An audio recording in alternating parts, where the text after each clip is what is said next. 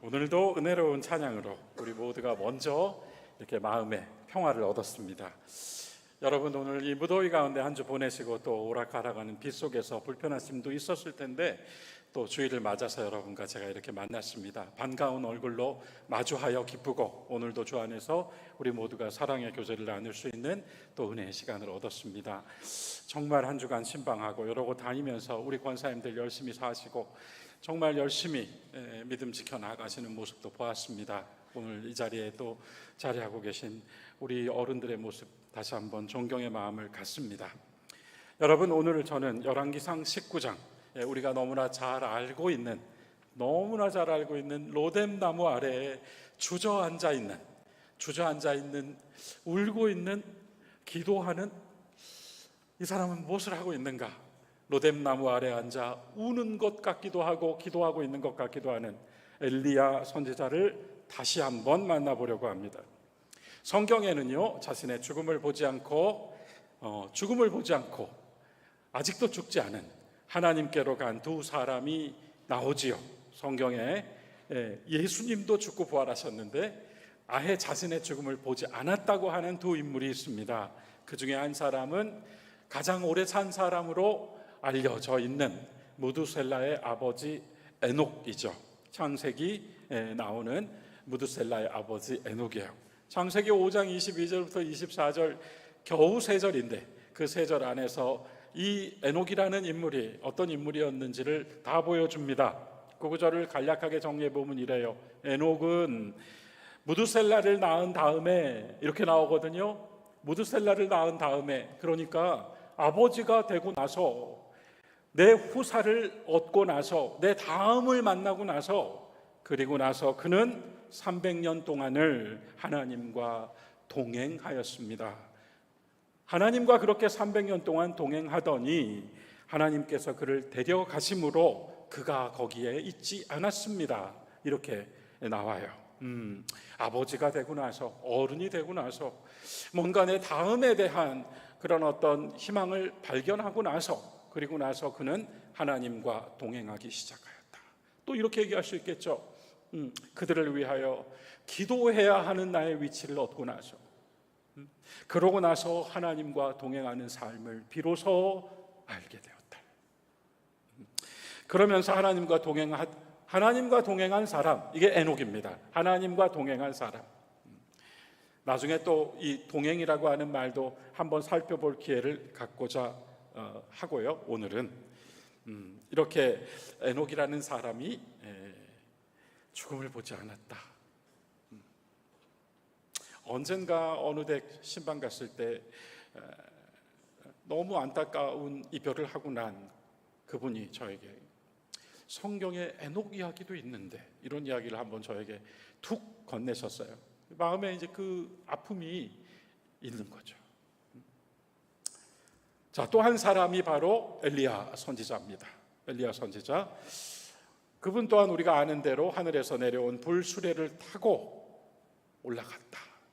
그가 불수레를 타고 올라갈 때 벗어진 그의 겉옷이 하늘로부터 슝슝슝 하고 내려왔는데 그걸 밑에서 스승이 올라가시는 걸 보고 있던 제자 엘리사가 그 겉옷을 들어서 입었더니 우리가 거기서 이런 얘기하죠. 능력의 두루마기였다. 그래서 엘리야의 겉옷이라는 우리의 기도가 또한 있습니다. 이 사람 엘리야, 그도 역시 죽음을 보지 않은 사람이죠. 엘리야라고 하는 인물을 우리가 이야기하게 되면 반드시 그 뒤에 등장해야 하는 두 사람이 더 있습니다. 그는 바로 북이스라엘 왕국의 폭군 아합과 그의 부인 이세벨, 이방 사람이었습니다. 이 부부, 성경에서 가장 악명 높은 부부죠. 그들이 저지른 죄가, 하나님 앞에서 범한 일이 그만큼 컸다는 거예요. 성경 전체로 이 부부만큼 악명을 가진 자들이 또 있을까요? 이스라엘 땅에 말이에요. 하나님의 백성들이 살고 있는 땅에 가나안의 신 바알과 아세라를 심어 놓은 사람들이죠. 그래서 이 바알과 아세라를 믿는 신앙이 들어오면서 하나님의 백성들이 하나님을 버렸습니다. 자, 바알과 아세라는 우리가 성경에서만 듣지만 비단 성경 안에만 존재하는 우상이라고 생각하지 않습니다. 지금도 현재도 세상을 지배하고 있는 강력한 힘이라고 생각합니다.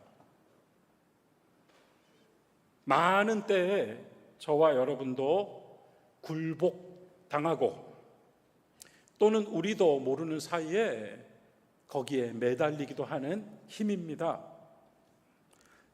화제를 좀 바꿔볼까요? 단테의 신곡을 아마도 많이들 읽어보셨을 텐데 조금 저도 어렸을 때 읽었던 신곡은 하나도 기억이 안 났거든요. 근데 근자에 다시 이 신곡이 여러 1, 2, 3권으로 되어 있기도 하고 그래요. 근데 그림도 멋있게 그려놓은 한 권짜리 책, 좀 편하게 읽을 수 있는 책도 있습니다. 꼭 한번 찾아서 읽어보시면 좋겠어요. 단테의 신곡이 저 세상을 말하고 있는 것 같지만 여러분, 저 세상을 다루는데 모든 내용은 현실을 사는 나를 향하여 이야기하고 있는, 이 시대를 향하여 이야기하고 있는 메시지예요. 단테는 그걸 노린 겁니다. 저 세상을 이야기하는 것처럼 보이지만 그들이 거기 있는 이유가 바로 여기 있기 때문에 여기에서의 삶을 잘 살아야 된다는 가르침을 그냥 쫙 흘리고 있는 거예요. 단테는 1200년대 인물이에요. 오래됐죠? 단테의 신곡이 천국편, 지옥편부터 시작하니까 지옥편 33개 에피소드, 연옥편 33개 에피소드, 천국편 33개 에피소드, 거기에다가 지옥편 시작하기 전에 서장, 서문 하나 더해서 중세시대의 어떤 이미지답게 100편 딱 틀을 맞췄습니다. 그 책의 서문, 책을 딱 펼치면 제일 먼저 나오는 게 이런 내용이에요. 35살 1200년대로 말한다면 중년에 접어든 단테는 인생의 덧없음을 느끼고 참으로 세상이 공허하다고 느끼며 성금요일 저녁에, 우리 성금요일에 우리도 십자가 행진하잖아요. 성금요일 저녁에 깊은 숲속 어둠을 헤매고 있었다. 이렇게 시작합니다. 그가 그 깊은 숲속 어둠을 헤매며 참 부질없는 삶이군 하고 있는데 바로 앞에 표범 한 마리가 나타났습니다. 단테는 그 표범의 그 얼룩무늬도 우리가 머릿속에 연상해 볼 수 있을 것 같아요. 그 표범을 가리키면서 뭐라고 하는가 하면 저 표범은 육욕, 몸의 욕구의 상징이다. 저 짐승이 나를 가로막고 있기 때문에 앞으로 갈 수가 없다. 이렇게 말합니다.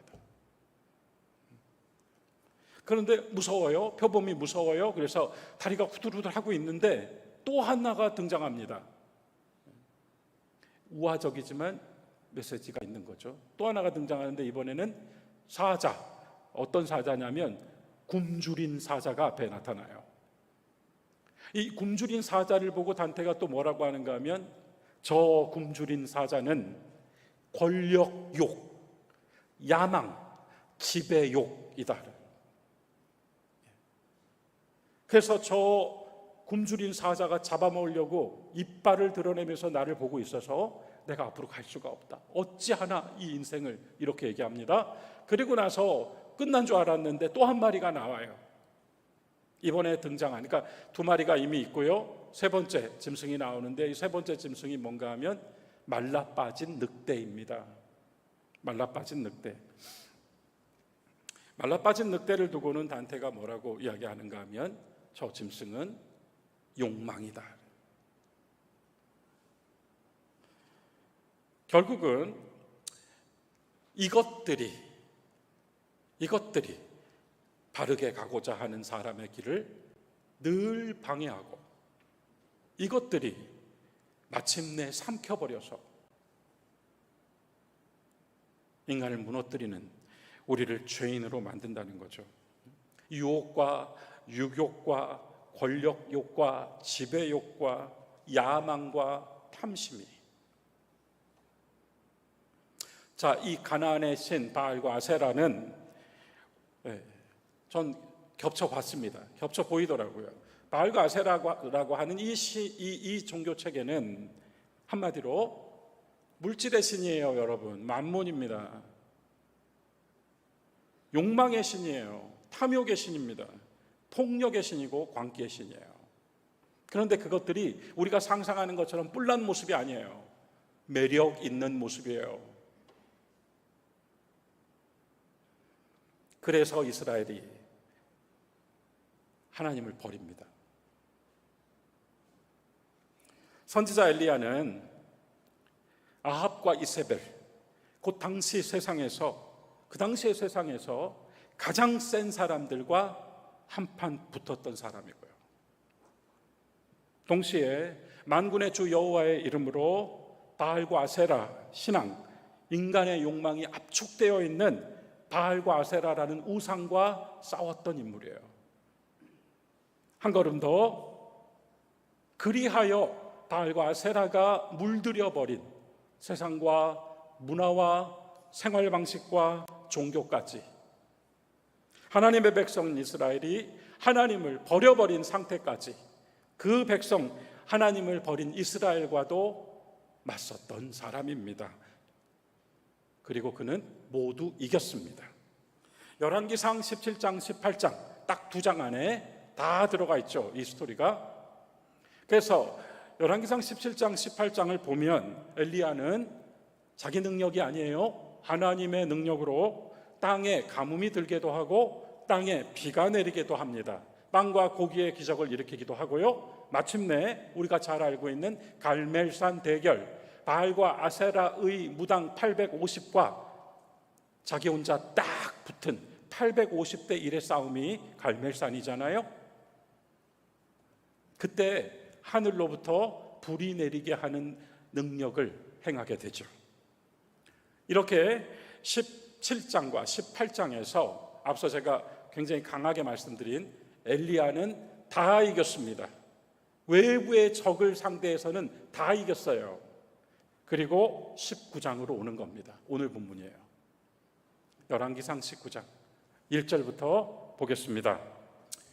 아합이 엘리야가 행한 모든 일과 그가 어떻게 모든 선지자, 여기서 선지자는 하나님의 선지자가 아니라 바알과 아세라의 재관들입니다.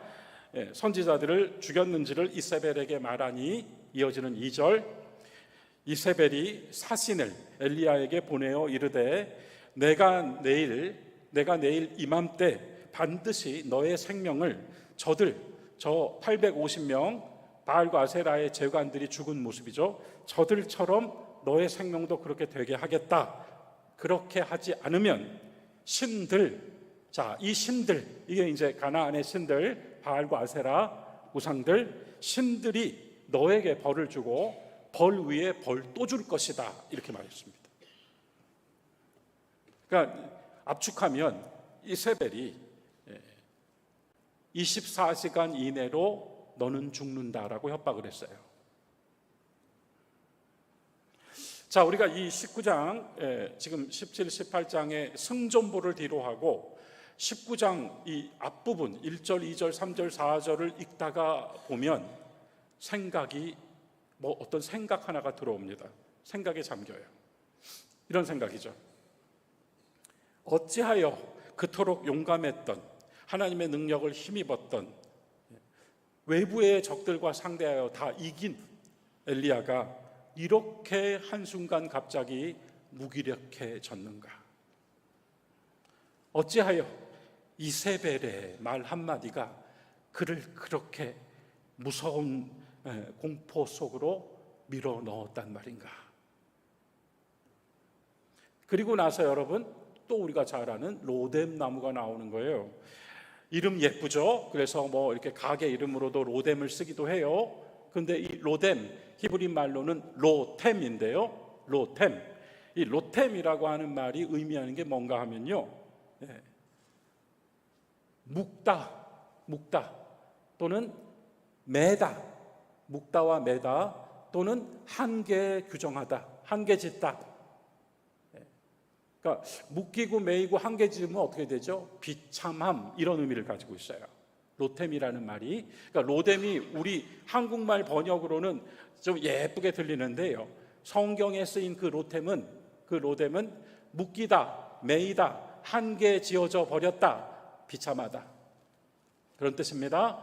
그것을 다시 의역하여서 그 의미를 좀 더 깊게 이야기하게 되는데, 예전에도 한번 말씀드린 적이 있는 것 같아요. 로뎀나무 그러면 그게 로뎀이라는 말이 가진 의미가 시궁창, 진흙탕이에요. 그러니까 로뎀나무는요, 그늘도 만들어주지 못하고 땔감으로도 쓸 수가 없어서 생명 있을 때에는 하나도 쓸모가 없는 나무가 로뎀나무랍니다. 엘리야가 그 나무 밑에 있는 거예요, 지금. 그래서 이 대목을 다 읽고 나서 종합하면 이런 말이 나올 수 있을 것 같아요. 제가 앞서 로뎀의 뜻을 말씀드렸으니까요, 선지자 엘리야가 진흙탕 속에 빠져 있습니다. 저는 오늘 여러분과 함께 열왕기상 19장 3절과 4절, 의문이 생기는 그 단락을 보면서 그 의문을 좀 풀어보려고 해요. 어떤 의문인가 하면 3절에서 엘리야가 생명을 지키려고 도망을 쳤다, 이렇게 나오거든요. 그런데 4절에서 로뎀나무 아래 가더니 자기 생명을 가져가 달라고 구한단 말이에요. 이게 사실 그냥 읽을 땐 그냥 읽었는데요, 한번 생각해 보자고요.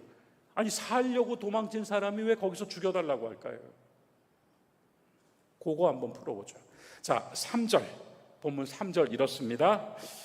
그가 이 형편을 보고 일어나 자기의 생명을 위하여, 나오잖아요, 자기 생명을 지키기 위하여 도망하고 유다에 속한 브엘세바에 이르러, 이 조상들의 땅이에요, 자기의 사환을 그곳에 머물게 하고. 자, 이 3절 이런 뜻이 담겨 있는 것 같아요. 여러분, 어쩌면 지나오시면서 나만의 기억으로 속 깊은 데 묻어두고 계신 거 하나 꺼내볼까요?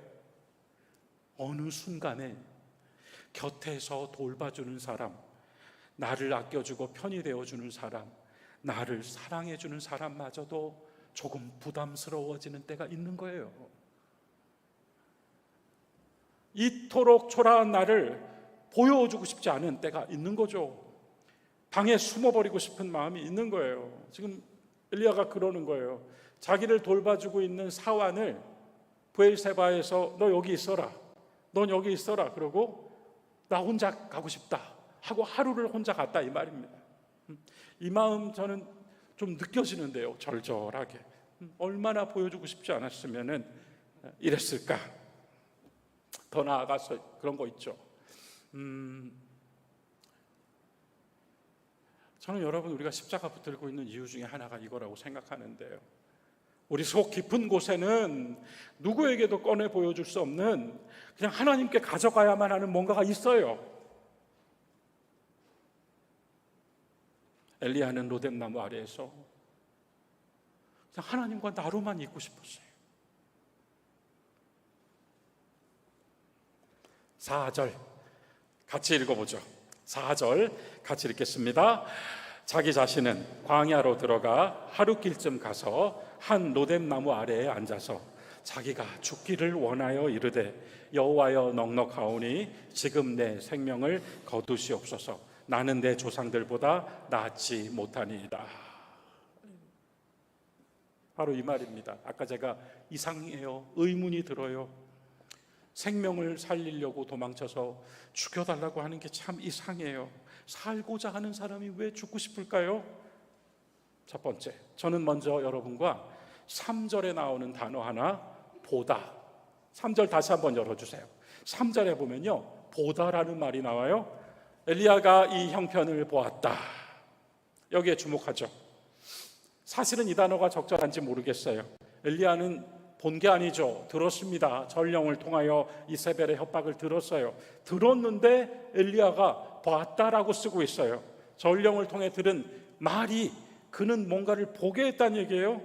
한사코 보다라는 말을 썼다, 이 말입니다. 그러고 보니, 우리도 봅니다. 보는데 우리는 다만 눈으로 보는 것만 하지 않아요. 우리는 보면서 눈으로만 보는 것이 아니라, 그렇잖아요, 마음으로도 보잖아요. 그리고 보고 지나치는 것이 아니라 본 것이 준 어떤 느낌을, 어떤 감정을, 어떤 생각을 우리 속에 담게 되잖아요. 본다는 말이 말이에요, 그냥 눈으로 보다라고 하는 단순한 말이 아니라 마음으로도 보았고 생각으로도 봤고, 본 것이 본 걸로 끝난 게 아니라 내 속으로 툭 들어와 버렸단 말이에요. 엘리야가 봤다는 겁니다. 뭘 봤을까요, 여러분? 승전보를 울리던 그의 지난날의 모습이 초라해져 버린 것을 보았고, 이세벨의 살기 어린 눈빛이 보였고, 그것이 한마디로 내 속에요, 두려움이 가득 차버린 것을 본 거죠. 이 보다라는 말이 그렇습니다. 이 모든 형편을 보았다. 공포에 질린 나를 보았다. 그래서 도망쳤다. 2주 전에 제가 수요 예배에서 이런 말씀 드렸어요. 성경에요, 두려워하지 말라가 대략 몇 번 나오는가 하면 365회 나와요. 하나님께서 두려워하지 말라 하시는 말씀이 365회 나와요. 그래서 제가 그날 제안 드렸어요. 하루에 한 번씩 하나님 음성이다 생각하고 우리가 소리내서 두려워하지 말라 하고 하루하루 365회 해보면 두려워하지 말라는 음성을 들으면서 1년 살아요. 실천해 보자고 했어요. 왜요? 두려움이요, 그냥 감정 상태가 아니라 실은 우리 믿는 사람들에게는 두려움은 믿음의 반대말이거든요. 하나님보다 더 두려운 것이 생겨버린 거거든요. 사탄도 무서워하는 하나님인데 우리가 그 하나님보다 더 무서운 게 생겨버린 것이 두려움이에요. 엘리야가 그런 거예요. 어쨌든 로뎀나무 아래에서 죽기를 바라는 그의 마음도 느껴집니다. 얼마나 힘이 들었으면 그리 말했을까.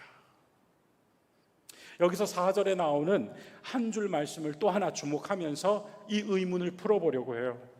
여러분 4절을 보시면요, 제 생명을 거두어 주십시오 해놓고 그 뒤에 한 줄이 더 나와요. 이 구절이 사실은 좀 어렵게 무슨 뜻일까 이게 하는 생각이 들어요. 뭔가 하면 나는 내 조상들보다 낫지 않습니다. 이 이야기가 왜 나왔을까요? 이스라엘의 역사도, 성경 안에 이스라엘 역사도, 우리 민족의 역사도, 우리 초동교회 역사도, 우리 집안의 역사도, 우리들의 역사도 공통적으로 말해주는 게 하나 있습니다. 그게 뭐냐면 그토록 많은 시련을 겪고 그토록 많은 고난이 있었지만 선배들은 다 이겨왔다는 사실이에요. 이겨왔기 때문에 지금 우리가 있거든요. 광야 40년 방황하고 출애굽할 때 나왔던 세대 한 명도 못 들어갔지만 결국은 그래도 이스라엘 사람들이 약속의 땅으로 들어가요. 그 모든 싸움이 계속되었지만 그 싸움의 결과 많은 눈물도 흘렸을 것이고 어려움도 있었겠지만 결국 그 용기의 열매를 얻었어요. 무엇보다도 그 모든 역사 속에 우리는 말하잖아요. 하나님이 함께 하셨다고요. 그래서 이런 생각 든 거예요. 나는 정말 내 조상보다 낫지 못한 사람이었습니다. 그분들 그리도 힘들었는데 다 이겨오셨는데 말이에요. 믿음도 지켜오셨는데 지금 나는 이 시련 앞에서 다 무너진 것처럼 이러고 낙심했습니다. 제가 신세대라서 앞선 세대보다 조금 더 안다고 생각했고, 제가 너희들보다 내가 더 낫다고 생각했는데 하나도 나은 게 없다는 고백. 나는 내 조상들보다 낫지 못합니다. 하나도 나는 다른 게 없었다는 시인. 나는 다를 줄 알았어요. 다르지 않아요. 그리고 그것을 신약의 말씀으로 가져오면 자기 부인입니다. 자기 부인. 회개가 그런 거 아니에요, 여러분? 회개하면 이런 마음 들잖아요. 내가 틀릴 수 있었구나. 나도 잘못할 수 있는 거구나. 그 인정해버리는 게 회개잖아요. 회개는 그런데 인정해버리는 것만 있는 것이 아니라 고쳐 일어나는 게 있는 거죠. 엘리야가 자기 목숨 거두어달라고 말할 때 그 목숨이라고 하는 말이요, 원문에서는 그냥 육체적 목숨이 아니라 네페시라는 히브리 말이 쓰였어요. 네페시라는 말이요, 여러분, 그냥 목숨이 아니라 목숨뿐만 아니라 혼, 내 자아, 내 속의 의지, 나의 내면이 다 포함된 말이 네페시예요. 그러니까 엘리야는 다만 목숨 거두어 달라고 청한 것이 아니라는 것. 사랑하는 여러분, 엘리야는 죽여달라고 한 것이 사실 아니었던 거예요. 하나님께 매달리면서 살고 싶다고 말한 거예요. 조상들보다 낫고 남들보다 낫다고 생각한 내가 두려움과 공포에 짓눌려 버리고 나니까 도망칠 수밖에 없었던, 그래서 여러분 아까 제가 표현했잖아요. 진흙탕 속에 빠져버린 나를 보고 이렇게 연약한 나는 죽여주십시오. 그러나 하나님, 내가 다시 새로 나고 싶습니다. 다시 일어나고 싶습니다 라고, 그 기도가 그 속에 함께 담겨 있는 것이 로뎀 나무의 기도 한 줄이라고 생각합니다. 예수님 자기를 부인하라고 하셨어요. 여러분 어떻게 자기를 부인하시나요? 저는 이렇게 말할게요. 인정해버리는 거예요. 참 작고 여리고 외롭고 힘없다는 거예요. 주님 앞에서는 인정할 수 있잖아요. 살려놓으실 분 하나님, 주님 당신뿐이라고 인정해버리는 거예요.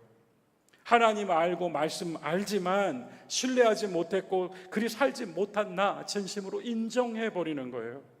매번 무서워하는 어린아이 같아지는 나를 아버지께 보여드리는 거예요. 이게 자기 부인이에요. 왜요? 이세벨의 영은 지금도 역사하거든요. 우리의 힘을 빼버리는 말들이 얼마나 많아요. 너를 봐, 너를. 넌 안 돼. 너 거기까지야. 사람 안 바뀌어. 끝났어 다. 얼마나 그런 소리들이 우리 안으로 막 파고 들어와요. 힘 빼버리는 소리들 말이에요. 자, 로뎀 나무의 기도. 죽여주십시오가 아니라 살고 싶습니다.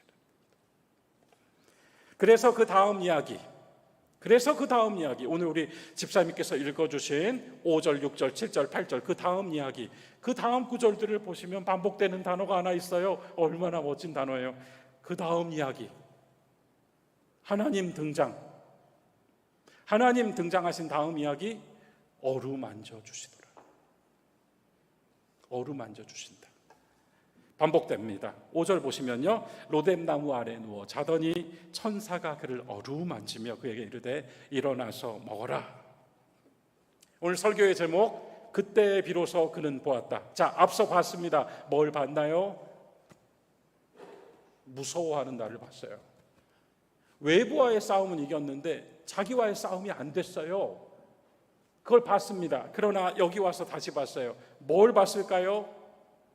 나를 살게 하시는 분은, 나를 먹고 마시게 하시는 분은, 나를 일으켜 세워주시는 분은, 이 험한 삶 속에서 나를 그래도 어루만져 주시는 분은 하나님 당신이시고 당신으로 말미암아 나는 살고 있는 사람이라는 것을 보았어요.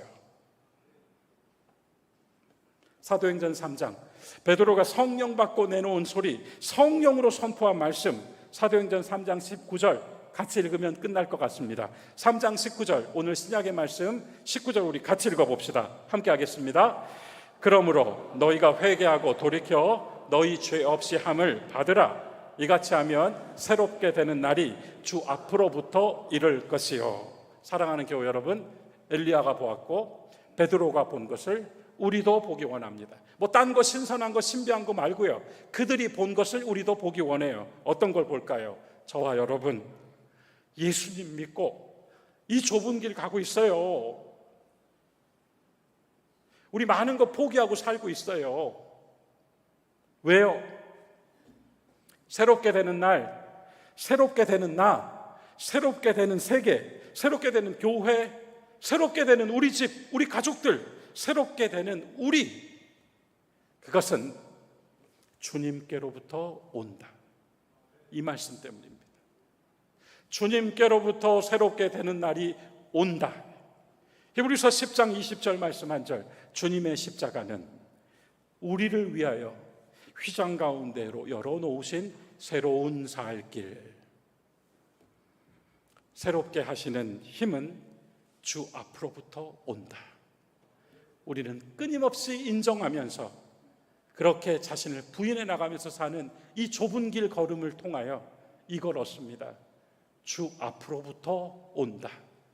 믿음은 내 안에서 나오는 것이 아니라 주님께로부터 온다. 나는 믿음이 좋은 사람이 아니라 우리 주님은 믿을 만한 분이신 거예요. 고치시고 회복시키실 수 있는 분이신 거예요. 죽어가던 자를 창조하실 수 있는 분이신 거예요. 새롭게 되는 날은 주님께로부터 온다.